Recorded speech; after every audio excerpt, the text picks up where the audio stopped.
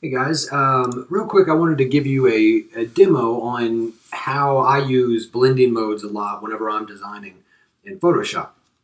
So I have a few different files open here. I have 4 different images, some from this week and some that I found online.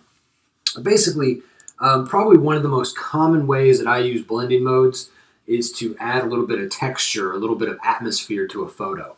And just as an example, I have 2 images here. I'm going to take this grungy texture that I gave you this week, and I'm going to drag it over on top of this phone booth image. All right, and then I'll free transform it. Command T, hold down Shift before you grab a corner, drag it out, just so it covers the entire phone booth image. You see both of those layers in the layers panel. Now up here where it says normal, these are all of the different blending modes. And in conjunction with opacity here, which opacity is just how see-through an image is. All right, if I take it down to 50% opacity, you can see through it about half of the way. All right, so combined with opacity, blending modes gives you a lot of flexibility with how these layers look.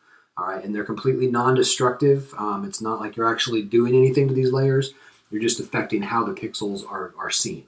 So, for example, the best way is just to play around and try different blending modes and see what works. They are arranged by similarity in how they work. For example, darken works with which pixels are darker or lighter in the layer below it. So by clicking on darken, you see that layer becomes pretty transparent, except for those darker areas that are darker than the layer below it. Then multiply has a similar effect.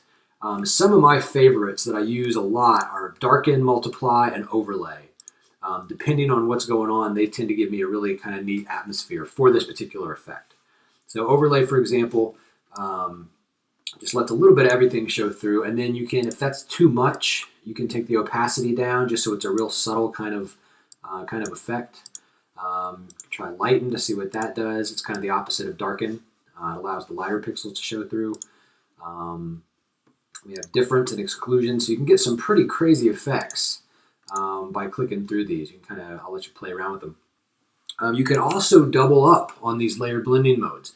To do that, you just duplicate a layer and apply another blending mode. For example, if I like this color, but I want to add some more stuff to it, I could actually just duplicate this layer by going layer, duplicate layer, or you can just select the layer and drag it down to the new layer icon, and it'll copy it. And now I can change this to something else, multiply or overlay. And so automatically, just by adding a couple blending modes to this, I've taken a relatively normal photo and added some unique color and some unique texture to really kind of make it my own and add a little personality to it.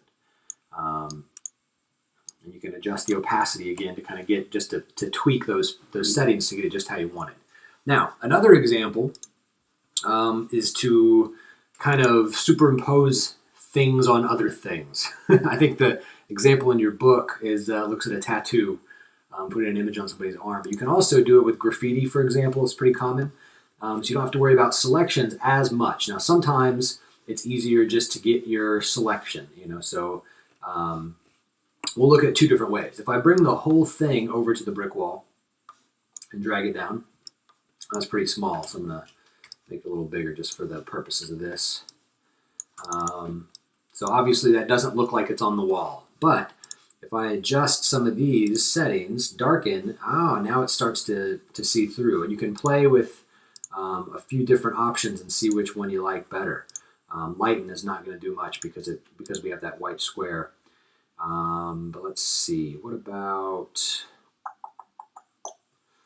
color dodge? No, it's not going to work. Linear burn. So, this first group seems to work better, but then you can try some of these down here, and you get all sorts of different things, all right? So you can see this white square is kind of causing some issues where it might, in other instances, it might work. So in that case, I'm just going to delete this layer for a second. That's when selections come into play as well. So in this case, I could get my magic wand or my quick selection, select that background, and then do a quick select inverse so I get what I want selected. And I normally drag, just to show you what you can do, I'm actually going to copy, Command C or edit copy, and then paste, Command V or Control V. And it's the same thing as just dragging it up and dragging it down like that. All right. So with this, now I've gotten rid of that pesky white background, which isn't 100% necessary, but now this gives me a few more options. I can still do the darken and multiply in these first settings, but now I can also go up here to lighten and get some other options that didn't work so well before. Color dodge. So you can see, hopefully, the potential. That actually looks pretty realistic right there, the hard light. It looks like it actually is kind of painted on that brick. So with all of these different settings, blending modes and opacity combined, you can start to see really how versatile layers can be. So, you know, creating the layers and knowing how to select what you want are the two cornerstones. That's the most important thing. Then introducing blending modes and opacity are kind of some non-destructive ways to really sort of experiment with what layers can do.